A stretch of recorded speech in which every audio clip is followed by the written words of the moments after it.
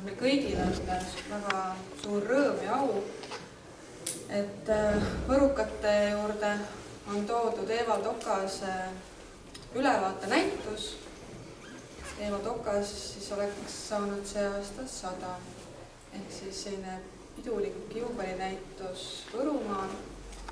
Esimesele kohal oli tal nagu kunst ja ta pidi tegema seda iga päev. Ja teiseks oli tal tähtis väga perekond. Et meie mäletame, et me oleme tõesti väga hea isa olnud, kes on meie eest väga hästi hoolitsenud, käinud meiega igal pool. Eriti mina olin see, kuna ma olin esimene laps, siis mina sain väga palju isaga tõesti käia. Isegi juba nõukogude ajal sain ma käia isegi Itaalias. See tööde arvukus on tõesti hästi suur, kuna tema tõesti ta oli niisugune, et ta lihtsalt pidi kogu aeg maalima. Üldiselt me nagu maal ei ole nagu eriti armastanud niimoodi teistesse linnadesse viia, seepärast, et need on väga ohtlikud viia. Ja see on tõesti ainult teine, nagu peale tema surma näitus Saaremaal oli ka ükskord, maalid olid, aga siin on, Võrus on nüüd teist korda, kus on nagu muuseumi maalid, meie muuseumi maalid.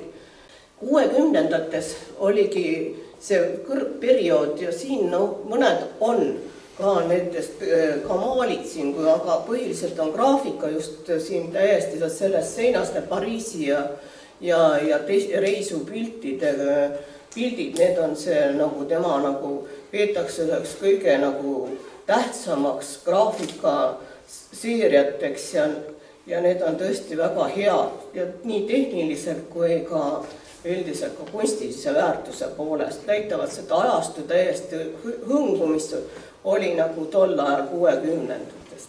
Ja 60-ndatel oli teine veel tähtis, just juba rohkem juba 70-ndatel oli siis niisugune konstruktiivne laad nagu need linnapildid siin.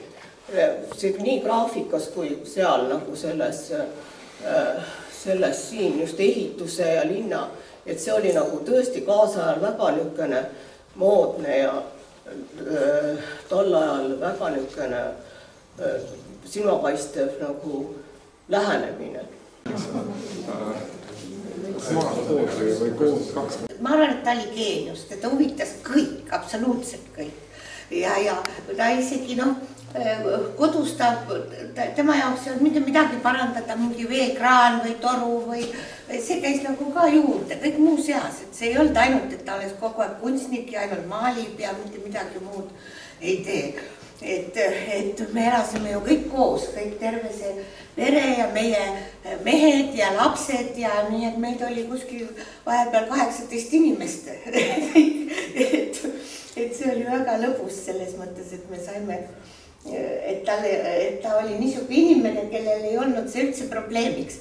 Ja tema maalis, rippusid minu laste mähkmed diagonaalis üle seina, televiisor mängis ja tema maalis. Et teda ei seganud mitte miski.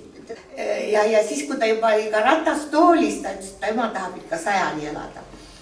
Ta oli nii huvitatud kõigest, et ma ei ole elus nii palju ühelgi kunstinäitustel käinud kui siis. Siis ma lõpetan selle seigaga, kuidas ta Stockmanni kaubamajas kinni võeti.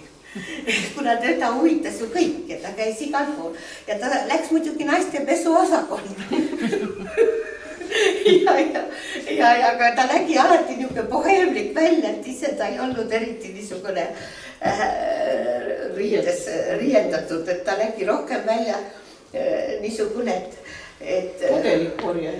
Jah, mudelikorjaja moodi, sest üks meie tänaval Pelgulinnas ka üüdis talle, ta naeris südamest, et kuule, mine ruttu, muidu sa jääd abipakist ilmu. Ja ta võeti Stockmanni kaubamajas kinni, kuna ta pesuosakonnas, teda ei huvitasid naised ja ta pidi 92-aastaselt ka teadma, milline nüüd, mis moes on ja ta vaatas kohe moeshow kanalit, kuigi tal see käis kogu aeg vanast peast, et see oli tal nagu peal. et ja siis kutsuti eraldi ruumi ja puistati ta kõik läbi ja siis, kui nad teada said, kes ta on, siis ikka vabandati.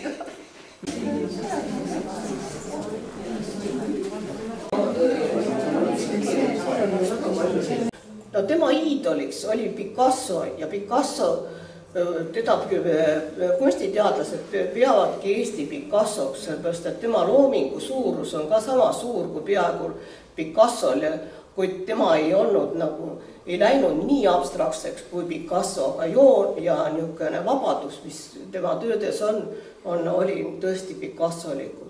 Ja tal on väga palju nagu raamatukogus just Picasso raamatuid.